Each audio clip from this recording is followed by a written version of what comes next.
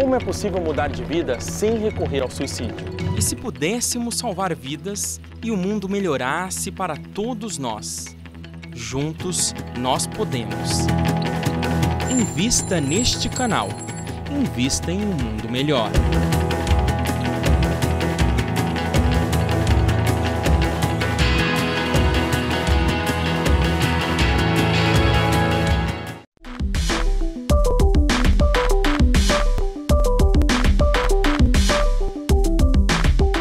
Novamente no ar, estamos aqui no programa, novamente na TV, falando sobre o Manual da Vida e do Viver, o usuário da vida e do viver, que é o Evangelho segundo o Espiritismo, e aí nós estamos fazendo uma interpretação dele do ponto de vista de pragmatizá-lo no nosso dia a dia, como promoção da saúde mental.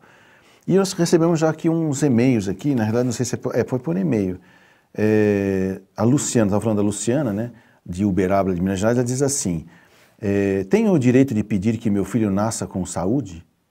Pergunto isso pois fico pensando se, no caso de uma deficiência programada para essa existência reencarnatória. Então, claro que o cenário terreno ou de qualquer outro planeta não é para circo dos horrores, tá? A gente vem aqui para poder aprender a ser feliz através de momentos de alegria. Uma dificuldade física, uma dificuldade mental, ou seja, financeira, social, sei lá o que seja, é apenas um cenário, lembra? Eu sempre falo que o planeta Terra é um grande cenário montado por Jesus a pedido de Deus, em que a gente vem aqui viver cenas, personagens, apenas para fins psicopedagógicos. Agora, é claro que eu posso pedir aquilo que me convém, no sentido de aprendizado. Normalmente, vamos dizer assim, o que nos é programado é dentro daquilo que é possível para o nosso aprendizado. Ninguém vai receber um fardo mais pesado do que pode carregar. Porém, desejar que as coisas sejam do bem, do belo e do verdadeiro não é errado. Que tudo corra bem de acordo com o que é esperado também não é errado. Porém, mas se acontecer acidente de percursos ou a vontade de Deus for superior à nossa, que sempre é, então a gente se submete à vontade dela. Mas desejar, orar, pedir não é errado, tá? É até conveniente, tá? Porque isso mostra que nós queremos permanecer no bem, no belo e no verdadeiro, tá? A Francisca, de Natal, lá no Rio Grande do Norte, fez essa pergunta semana passada. Ela diz assim: boa tarde, meus amigos. Eu assisto a TV Mundo Maior através da YouTube. Meu filho tem 41 anos, casou com 18 anos e é pai de 2 filhos. Mas ele se separou, pois bebia muito. Ele continua bebendo e quando bebe é agressivo, o dono da verdade. Quando ele não bebe é um bom filho, mas o problema dele é a bebida. Eu oro muito pela libertação do meu filho. Eu gostaria de um conselho para essa situação do meu filho. Obrigado.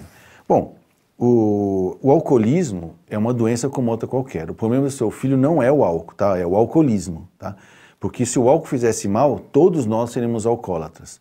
Tem algumas pessoas, que é 10 a 20% da população, que sofrem dessa doença. E é uma herança genética. Não é que a pessoa herda a dependência química, ela herda a predisposição. Como nós temos uma cultura da bebida, todo mundo bebe. Os 10 a 20% que tem a predisposição também vai beber. E vai acabar ativando aquilo que estava em forma latente e vai se tornar patente. O que eu sugiro é tratamento para o alcoolismo. Se não tiver na sua cidade ou no seu local, que não sei que na Fortaleza tem, Natal tem com certeza, no mínimo frequentar os alcoólicos anônimos. Se ele não quiser ir para os alcoólicos anônimos, vá a senhora e a sua nora para o Al-Anon, para poder começar a entender como é que funciona essa doença e como que nós podemos ajudá-lo, ok? É uma doença como outra qualquer e que se ele não tiver instrumentos, instruções e instrutores, ele não vai conseguir se tratar. Sozinho, o alcoólatra está mal acompanhado. Não porque ele não presta, tá? Porque ele não sabe como sair dessa sozinho, ok? Fica a dica aí. E chegou agora também a Sheila Crianças, aqui de São Paulo, né? Boa tarde, doutor Lourenço. Maravilhosa tarde com seus ensinamentos. Muita paz em Jesus. Beijos, né? Porque ele começa a juntar as letras e começa até a babar daqui a pouco. Obrigado, Sheila, pelo seu carinho aí, da sua atenção conosco aqui, tá? Manuel, também de São Paulo, diz assim: boa tarde, doutor João. Seu programa sempre nos traz bons ensinamentos. Obrigado por esse trabalho. Um abraço. Eu que agradeço o Manuel aí pelo seu carinho também de manifestar a sua opinião aqui em relação ao nosso trabalho, que só me incentiva a continuar servindo a Deus e é dessa maneira, levando a palavra, ok? E voltando às vacas magras, gozado falar assim, né? O nosso último diapositivo fala ainda sobre a moral estranha, né? Qual é o que? Eu não vim trazer a paz, mas a divisão. Isso aí o pessoal adorou, né? No sentido de falar, tá vendo? Jesus fala do bem, do belo, mas na hora que matar ele vai lá e quer. Não é bem isso, tá? Vamos ver o que significa e o que não significa. Não significa que Jesus veio aqui propor desordem e confusão, né? Não, Jesus nunca semeou isso. Como diria Mahatma Gandhi, todo mundo está procurando o caminho da paz, não é? Jesus veio fazer exatamente o contrário. Ele diz assim, a paz é o caminho. Tá? Ele nunca falou o contrário, nunca propôs o contrário, nunca fez o contrário. Até quando ele entrou, mesmo quando ele entrou lá no templo, ficou bravo e falou, isso aqui é a casa de Deus, vamos tirar essas coisas aqui de dentro. Aquilo foi para mostrar que, se for necessário, Deus será enérgico, ok? Ou pensa que você pode desobedecer Deus e nada vai te acontecer em resposta, no bom sentido a resposta, né? Porque Deus não fica fazendo rincha de galinha ou de galo no meio da rua, não fica fazendo isso. Mas Ele observa, né, o que está acontecendo, e se você é uma ameaça muito grande para o bem que está começando a pegar todos, é claro que Ele vai te afastar, porque você ali está se tornando inconveniente. Não vai te expulsar e nem te aniquilar, mas vai pedir para você continuar os seus estudos evolutivos em outro lugar que não atrapalhe os que já estão querendo crescer. E aí você olhando de volta aí, olha, significa o que então? Que vai haver conflito entre as pessoas por causa da sua doutrina do amor, né? O que significa isso? Eu lembro até que ele falava assim, que está escrito lá, né? Que o mal viria dos homens e não dele. E o que significa, o que ele quer dizer com isso? Que ele falou assim, olha pessoal, vocês estão tão acostumados com a lei de Talião, né? Vocês estão tão, assim, crentes de que é assim que a vida é, que o que eu mais quero é que vocês discutam isso. Não, a vida não é assim, não é olho por olho, não é dente por dente. E aí, eu estou trazendo uma boa nova para vocês. A vida continua. Tem uma vida após a essa aqui, e que lá os valores são totalmente diferentes dos daqui. E aí, o que ele falou? O que eu mais quero é que vocês entrem em briga e discutam isso, porque vocês estão tão afeiçoados, tão apegados aos velhos hábitos de repetir as coisas sem refletir, que é claro que dentro de uma mesma família, alguém vai entender o que Jesus disse e outros ainda vão continuar na lei de Talião. Não vai dar briga? E ele falou, o que eu mais quero é que essa briga comece, ele falou.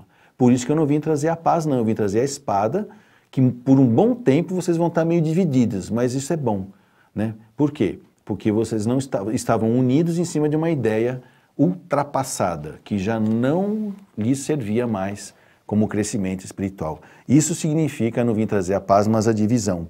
E aí lá embaixo, no recadinho, a gente vê lá como Jesus, o Espiritismo, topa com o orgulho, o egoísmo, a ambição, a cupidez, o fanatismo cego, os quais, levados às suas últimas trincheiras, tentam barrar-lhe o caminho e lhe suscitam entraves e perseguições.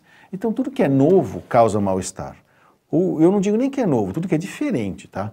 Porque falar de Jesus, falar de Deus, falar de amor cósmico universal não é novidade nenhuma, nem no planeta Terra e nem no universo, mas é diferente, né? De repente as pessoas estão acostumadas a viver de um jeitinho que quando você chega para ela e fala de outro, ela vai ficar contra você. Aí você fala assim, que bom que você está contra mim. Por quê? Porque pelo menos agora você está refletindo. Você não está vivendo só de uma informação única na qual você teve como base para toda a sua vida.